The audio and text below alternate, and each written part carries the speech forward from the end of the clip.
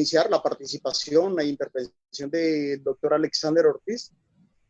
Queremos agradecer la presencia virtual de profesores al panel, especialmente a la rectora del Colegio del Corregimiento de San Juan de Palos Prieto, al sur del municipio de Pueblo Viejo, la profesora Claudia Stan. Asimismo,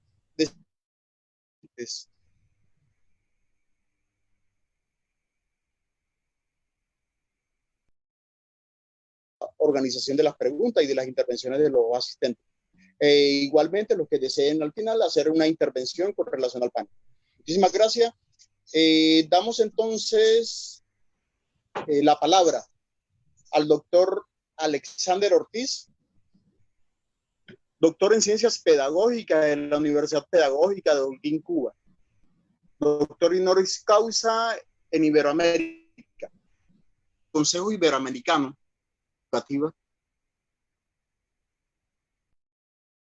Educativa de Iberoamérica, magíster en pedagogía profesional, licenciado en educación, docente de planta de tiempo completo de la Universidad del Magdalena, director del grupo de investigación Infancia y Educación, categorizado en A1 por Colciencia, investigador senior en Colciencia de Colciencia, investigador de la línea de investigación pedagógica e interculturalidad del doctorado en Ciencias de la Educación de la Universidad del Magdalena y RUDE Colombia.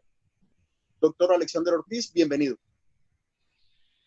Sí, buenos días para todos. En primer lugar, quiero extender una felicitación a todos los maestros del municipio Pueblo Viejo que con su fervor, su tesón, su sacrificio cotidiano llevan a las aulas de nuestros niños aprendizajes que son necesarios para hoy en día. Felicitar a todos los maestros que hoy se han conectado en este evento tan importante que organiza la Fundación de Desarrollo Social. Y bueno, agradecer a los directivos de la Fundación y del municipio, del gobierno, de la Secretaría de Educación por haberme extendido esta amable invitación.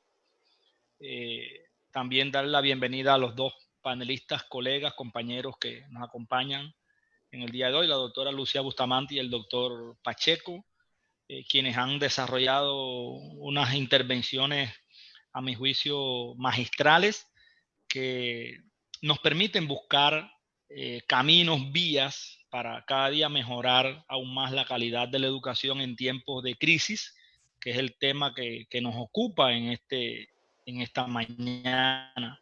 La doctora Lucía se refirió con una claridad meridiana sobre la importancia de la tecnología, sobre la importancia de ver esta crisis como una oportunidad y no como problema, y aprovechar las positividades y las bondades que tienen todas las crisis. Las crisis no son totalmente negativas.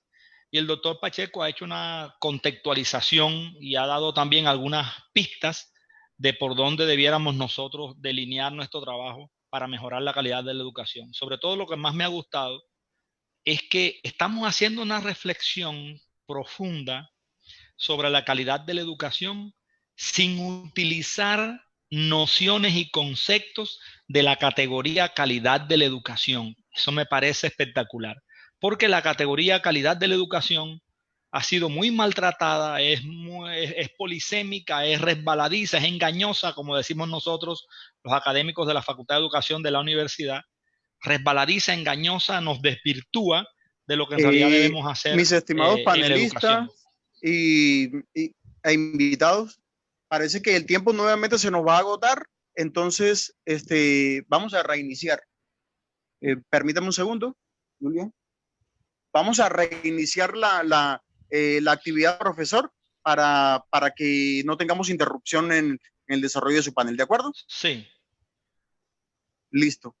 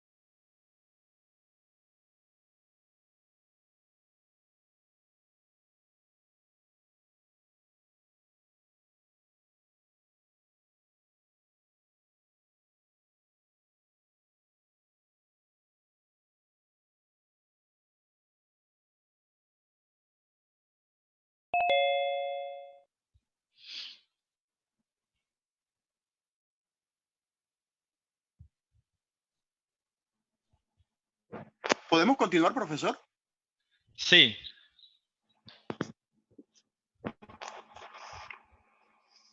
Bueno, continuamos al evento. Los que no han podido, algunos maestros me escriben por WhatsApp porque piensan que se cayó, pero esos son los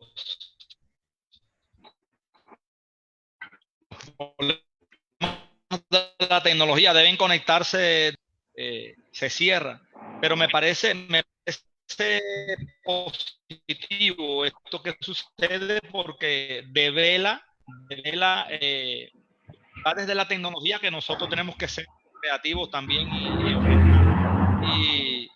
y también nos da la posibilidad de descansar 1 o 2 minuticos.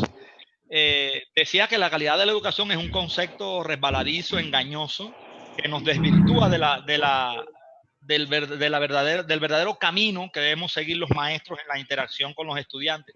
Y por eso me encanta que en este panel estamos disertando sobre calidad de la educación sin necesidad de utilizar las nociones, categorías y conceptos propios de esta categoría de las ciencias de la educación, la calidad de la educación.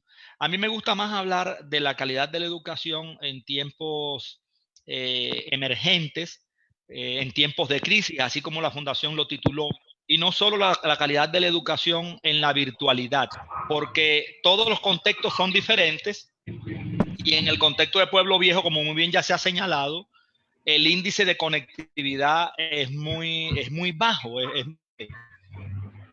No tengo el dato exacto, pero algunas personas que viven allí, que trabajan allí, me han comentado que aproximadamente entre el 5 y el 10% de los estudiantes apenas logran conectarse. O sea, estamos hablando que de cada 100 estudiantes, solamente 10 pueden acceder a las clases virtuales.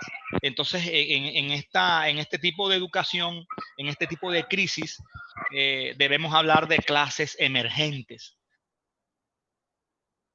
Distintas formas, distintas variantes disruptivas, creativas, originales, para desarrollar la docencia y para buscar calidad educativa. Todos sabemos que la calidad de la educación está determinada por varios factores: recursos físicos, recursos tecnológicos, tiempo, configuración del currículo, disposición y voluntad de los estudiantes, compromiso y responsabilidad del maestro. Muchos factores inciden en la calidad de la educación, pero hay una dimensión importante en la calidad educativa, sobre todo en tiempos de crisis, que a veces nosotros la soslayamos, y es el rol del maestro. Y como es el día del maestro, yo quise o quiero centrar mi reflexión en el papel del maestro, el rol del maestro en la calidad educativa y su capacidad de dinamizar el aprendizaje de los estudiantes en un contexto de crisis, en un contexto emergente. El rol de los maestros en medio de la pandemia se centra en su didáctica, en su quehacer pedagógico. Por ello, esta reflexión yo la oriento hacia aquellas cuestiones que están relacionadas con el enseñar, el aprender y el evaluar, que son los 3 principales procesos que le dan vida a la didáctica.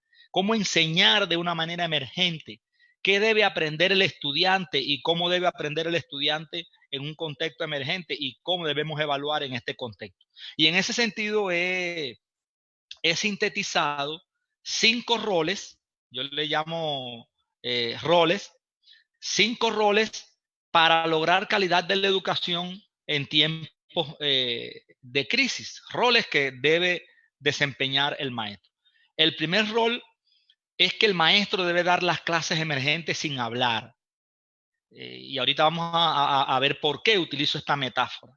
En segundo lugar, desarrollar de manera constante y permanente cada una de las clases emergentes a través de 4 acciones formativas que son muy comunes, pero que a veces no las hacemos: leer, escribir, reflexionar y conversar. En tercer lugar, no pensar tanto en los resultados y concentrarnos más en el proceso formativo. Pudiéramos decir, no pensar tanto en la calidad de la educación, que es el tema que nos ocupa, y concentrarnos más en el proceso de aprendizaje del estudiante, que es el que nos va a llevar a la calidad educativa. En cuarto lugar, resignificar la evaluación en los escenarios educativos emergentes. Y por último, el rol que es el más, a mi juicio, el más importante, y que Lucía ya lo mencionaba, la empatía. Amar a sus estudiantes. Amar a sus estudiantes, respetar a sus estudiantes y trabajar para educar a los estudiantes en una concepción que le permita conservar la vida y reproducir la vida, porque la calidad de la educación en tiempos de crisis, en medio de la pandemia y sobre todo en el contexto en el que nos estamos ubicando hoy de Pueblo Viejo, está más asociado a la conservación de la vida y a la reproducción de la vida, que es lo más importante para los seres humanos. Voy a hacer una breve reflexión de cada uno de estos roles para poder dar paso al debate, a las preguntas que seguro tienen los participantes. El maestro debe dar clases emergentes sin hablar. ¿Por qué utilizamos esta metáfora? Muchas personas cuando digo esto, que lo he expresado en otros paneles, me dicen que cómo así que el maestro va a dar las clases sin hablar. Por supuesto que tiene que hablar a la hora de desarrollar la clase en cualquiera de las alternativas tecnológicas que utilice, o a través de cartillas, porque no sabemos que no lo hacemos en un contexto presencial. Pero cuando utilizo esta metáfora de dar las clases sin hablar, a lo que me refiero es que el maestro tiene múltiples alternativas para cumplir su rol. La única forma no es la que tradicionalmente conocemos por nuestra imagen cultural de buen maestro, que es aquel maestro que habla, que explica, que narra, que argumenta, aquel maestro que da órdenes, aquel maestro que habla para que el estudiante escuche, que ordena para que el estudiante obedezca. Dar las clases emergentes sin hablar es una metáfora, significa que debemos permitir que sean los estudiantes quienes piensen, quienes sientan, quienes hablen, quienes argumenten sus ideas, quienes reflexionen, quienes den sus opiniones. Incluso deben ser los estudiantes quienes planteen sus dudas, sus miedos, sus temores. Debemos escuchar a los niños, a las niñas. Tienen muchas cosas que decirnos. Y si nosotros nos ponemos a hablar pensando que la calidad educativa está en transmitir un conocimiento, entonces ellos se quedan con sus temores, con sus miedos, con sus dudas ocultas en su interior y no liberan sus emociones, sentimientos y pensamientos. A mi juicio, el principal rol del maestro emergente no es desarrollar la clase hablando del contenido de la asignatura, y ya el profesor Pacheco lo puntualizaba. Tenemos que repensar el currículo y las asignaturas en contextos de crisis, porque lo más importante hoy no es el conocimiento, lo más importante hoy no es saber, no es el aspecto cognoscitivo y conceptual. Lo más importante hoy es la solidaridad, la responsabilidad, el compromiso con la vida, el autocuidado. Entonces, la educación hoy tiene que orientarse más hacia el componente axiológico, hacia los valores, las actitudes. Y el centro de ese proceso es el estudiante, no es la asignatura. Lo más importante en una clase emergente es el estudiante, no es el contenido de la asignatura. Entonces, la función del maestro no es hablar para que el estudiante se dedique a escuchar. Su rol no es explicar para que el estudiante logre entender. Tampoco el maestro debe dedicarse a demostrar mientras los estudiantes se dedican a observar.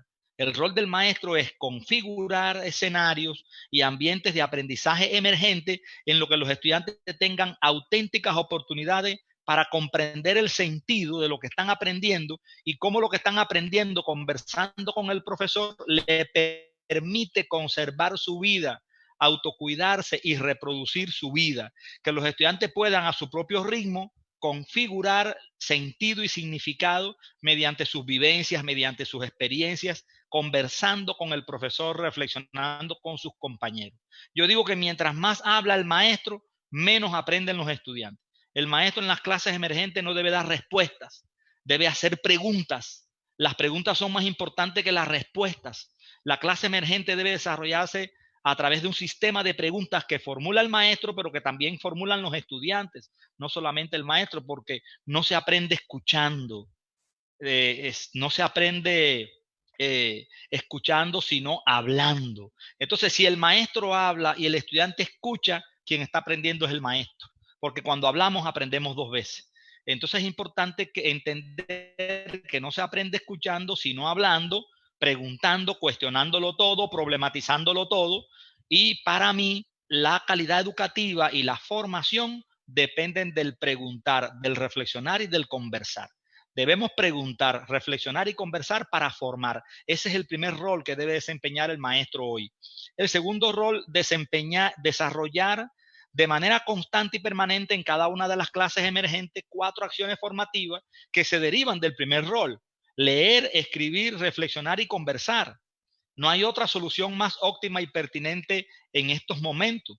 Nosotros podemos desempeñarnos utilizando una amplia diversidad de mediaciones tecnológicas, pero eso no es suficiente para la calidad de la educación, sobre todo en un municipio, un pueblo que no tiene tecnología. Y el coronavirus lo que ha hecho es develar la brecha que hay entre el norte y el sur. Y aquí utilizo el sur como metáfora introducida en las epistemologías del sur del sociólogo de Portugal, Boaventura de Sousa Santos. La brecha que hay entre el norte y el sur, brechas entre países ricos y países pobres, pero también brechas entre ciudades ricas y ciudades pobres al interior de Colombia, y brechas entre municipios más desarrollados y municipios menos desarrollados dentro del departamento del Magdalena. Y podemos llegar a los corregimientos, a los barrios, a los colegios. El sur hoy está representado por esas poblaciones que no tienen acceso a la tecnología, y hay que buscar, como decía el doctor Pacheco, otras alternativas que no las sabemos, porque nosotros no somos prestidigitadores, no somos adivinos, pero sí podemos reflexionar para buscar nuevas formas. Entonces, yo digo que no hay aprendizaje auténtico y profundo sin leer, sin escribir, sin reflexionar y sin conversar. Y esto no es solo un problema de la época de pandemia.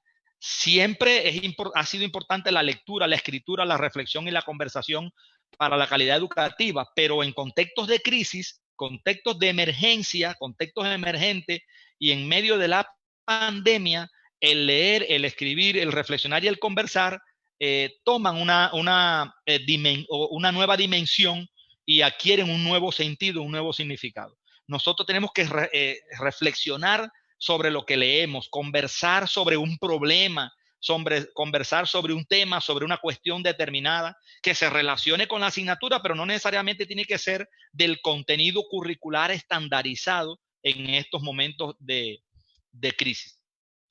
Está claro que la clase emergente no puede ser solo utilizar la mejor tecnología, la mejor mediación, cuál es la mejor plataforma, y la clase emergente no es solo asignar tareas y actividades por email o mediante cartillas, o utilizar determinadas herramientas tecnológicas. Es importante leer, escribir, reflexionar y conversar. Estos son los ejes transversales, sea cual sea la modalidad, ya sea mediante cartillas, mediante WhatsApp, mediante Facebook, mediante el email o mediante plataformas tecnológicas como lo hacemos nosotros ahora, como el Zoom.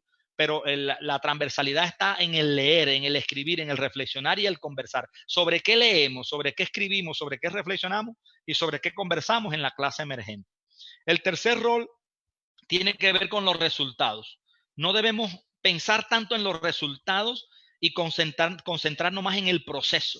No pensar tanto en la calidad educativa como resultado, sino concentrarnos en el proceso. Ya hemos dicho en otros paneles que el resultado es importante en un proceso de formación, pero la clave para entender este rol está en comprender que el resultado no es parte del proceso. Nunca un resultado es parte del proceso que le da origen. Es cierto que el resultado es consecuencia del proceso. El resultado se deriva del proceso.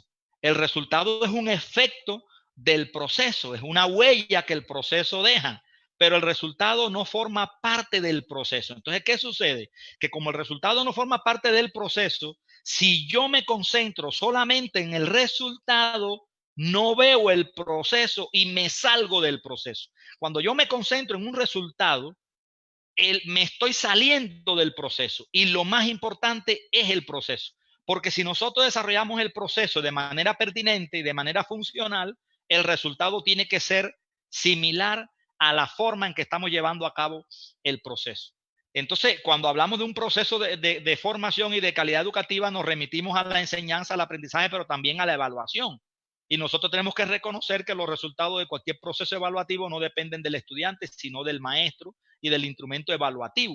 Y por eso es que decimos que la evaluación no es objetiva, que la evaluación es subjetiva, que la evaluación que no debemos calificar, sino que debemos evaluar, y que ese proceso debe ser hermenéutico, debe ser comprensivo, debe ser cualitativo, porque no podemos determinar con exactitud numérica cuánto sabe una persona, qué conocimiento, qué habilidad, qué destreza, qué capacidad o qué competencia posee un estudiante en comparación con otro, porque no hay una unidad de medida, no hay una unidad que me permita medir el conocimiento, el saber, las habilidades, las destrezas de los estudiantes, porque estos son procesos neuropsicológicos complejos que son inconmensurables y que no se pueden medir, pero sí los podemos evaluar, sí podemos reflexionar sobre ellos. Y por esa razón, más aún, debemos concentrarnos más en el proceso y no pensar tanto en el resultado.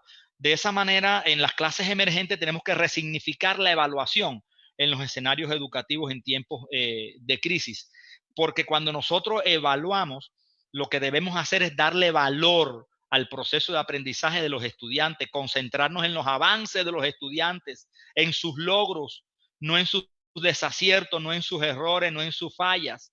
Valorar, evaluar es valorar, y valorar significa asignarle valor a algo, no quitarle valor. En un proceso evaluativo y formativo van a aparecer los errores y las fallas de los estudiantes. Está claro que van a aparecer, y eso nos va a permitir interpretar y comprender su proceso de aprendizaje. Pero en momentos de pandemia y de crisis, lo más importante no son las fallas y los errores, sino lo que el estudiante sabe hacer. Lo más importante no es lo que el estudiante no hace, sino lo que sabe hacer y lo que puede hacer en contextos de pandemia. Entonces, debemos evaluar para que los estudiantes aprendan. Por eso es que se dice que la evaluación tiene que ser formativa con docentes de la Facultad de Educación, que la evaluación debe contribuir a que el estudiante aprenda, no a que el estudiante le haga rechazo a la educación. La evaluación debe ser formativa, y una evaluación formativa es aquella que promueve el aprendizaje, que permite que el estudiante se enamore de la asignatura, de la clase y de la educación. Entonces el maestro no puede tomar hoy la evaluación como un mecanismo de dominación, como un mecanismo de control para determinar quién sabe, quién no sabe y cuánta calificación tiene uno u otro estudiante, sino que el maestro tiene que partir de una actitud abierta, honesta, humilde, comprensiva, porque en definitiva lo más importante no es la nota, lo más importante no es la calificación, lo más importante es el aprendizaje, que el estudiante aprenda a ser persona, que aprenda a vivir y a convivir con los demás. Por lo tanto, la forma en la que nosotros evaluamos influye en la calidad de la educación, influye en el aprendizaje de los estudiantes, influye también en la forma en la que enseñamos. Hay una académica española que tiene un aforismo muy bonito que me gusta mucho. Ella dice que dime cómo evalúas y te diré cómo enseñas. Y es verdad, porque la evaluación determina la calidad de la enseñanza. Y la finalidad de la evaluación emergente, la finalidad de la evaluación formativa en tiempos de crisis no es calificar, porque lo más importante no es qué nota se obtuvo, sino qué aprendió el estudiante y cómo lo aprendió. El propósito de la evaluación no es identificar a los estudiantes que tuvieron éxito y a los que fracasaron, sino orientar el proceso de aprendizaje de los estudiantes, porque las calificaciones dicen muy poco de lo que aprenden los alumnos. Las calificaciones en realidad dicen muy poco del aprendizaje de los estudiantes. Son un número, pero lo que sabe una persona y lo que una persona sabe hacer y lo que una persona es no se puede reducir a un número. Entonces, en la evaluación formativa lo que tenemos que hacer es una valoración, una descripción comprensiva del proceso de aprendizaje de los estudiantes, donde describimos los logros y argumentamos de manera comprensiva, caracterizando sus aciertos, sus desaciertos. O sea, evaluar para mí es comprender, evaluar es interpretar, evaluar es valorar. En cambio, calificar es excluir, y el maestro debe evaluar, el maestro no debe calificar. Un maestro que evalúa y que no califica es un maestro empático, es un maestro que practica la empatía y que ama a sus estudiantes. Y este es el último rol que para mí es más importante, un rol importante para la calidad de la educación en tiempo de crisis: el maestro debe amar a sus estudiantes. El maestro debe sobre todo respetar a sus estudiantes, debe comprenderlos, debe darles seguridad para que ellos puedan expresar con tranquilidad lo que sienten, lo que piensan, sus miedos, sus temores. El maestro debe esperar con paciencia el resultado de aprendizaje de los estudiantes. Si el maestro ama a sus estudiantes y conversa de manera reflexiva y afectiva con los estudiantes van a aprender y va a haber calidad educativa. Ahora, no existe una estrategia o una tecnología omnipotente para lograr calidad de la educación en tiempo de crisis y para enseñar a los estudiantes en medio de la pandemia. No la hay. Todas las estrategias y todas las tecnologías son iguales. La mejor estrategia y la mejor tecnología es el propio maestro, su ser, su capacidad de amar, su pasión por educar. Los contenidos curriculares tampoco es lo más importante en un proceso educativo. Todos los contenidos son iguales. No existen contenidos bonitos ni contenidos feos, contenidos fáciles ni contenidos difíciles. Todos los contenidos tienen las mismas características. Yo digo que el mejor contenido es el conversar y el reflexionar que despliega el maestro con sus estudiantes. Pero si no hay acceso a la tecnología y el maestro no puede interactuar con el estudiante, pues no va a haber calidad de la educación, pero tampoco va a haber educación ni tampoco va a haber vida. Tiene que haber una manera de interactuar, aunque sea con una cartilla, como decía el profe Pacheco, una cartilla donde el profesor escriba unas orientaciones, unas preguntas, unas reflexiones, que el estudiante las pueda leer y después el estudiante pueda escribir o grabar en audio lo que piensa sobre eso que el maestro le está preguntando y mostrando, y que el maestro pueda entonces retroalimentar al estudiante y puedan interactuar. Pueden conversar a través de una cartilla. No digo que no, porque, por ejemplo, los procesos autodidactas se dan a través del libro, y cuando uno lee un libro se está comunicando y está reflexionando y conversando con el autor del libro. Ahora, amar a los estudiantes a través del contenido de la asignatura implica que el maestro debe transferirle sus afectos, sus emociones al contenido de la asignatura, porque la asignatura no tiene afectos, la asignatura no tiene emociones, la asignatura es artificial, el contenido de la asignatura es aséptico, el contenido de la asignatura ni se inmuta, no tiene afectos, emociones, sentimientos. Es el maestro el que tiene afectos, emociones y sentimientos. Todas las asignaturas son iguales. Las asignaturas no son un fin en sí mismas, las asignaturas son un pretexto para la formación, pero las asignaturas son una herramienta, pero no son un fin, son un medio para alcanzar el fin, que es la formación humana y humanista. Entonces, el profesor, el maestro, lo que hace es transferir sus afectos, sus emociones, sus sentimientos, su pasión por educar, se la transfiere al contenido de la asignatura para que el estudiante se enamore de la asignatura a través del intercambio emergente y afectivo con